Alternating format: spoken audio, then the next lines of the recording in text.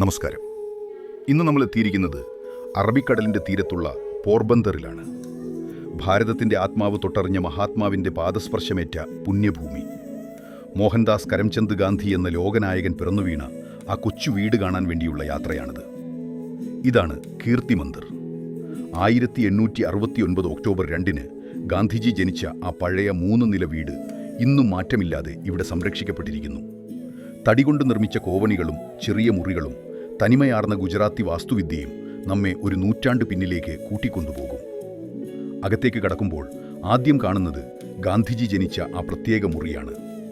തറയിൽ അടയാളപ്പെടുത്തിയിരിക്കുന്ന ആ സ്ഥലം കാണുമ്പോൾ ഉള്ളിലൊരു പ്രത്യേക അനുഭൂതിയാണ്.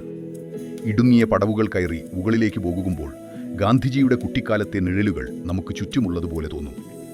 വലിയ ആഡംബരങ്ങളൊന്നുമില്ലാത്ത ലാളിത്യം നിറഞ്ഞ ഒരിടം. ജന്മഗൃഹത്തോട് ചേർന്നു തന്നെ ഗാന്ധിജിയുടെയും കസ്തൂർബയുടെയും സംസ്മരണാർത്ഥം നിർമ്മിച്ച സ്മാരകമുണ്ട്. ഇവിടെ അവരുടെ ജീവിതത്തിലെ അപൂർവമായ ചിത്രങ്ങളും വിവരങ്ങളും നമുക്ക് കാണാം.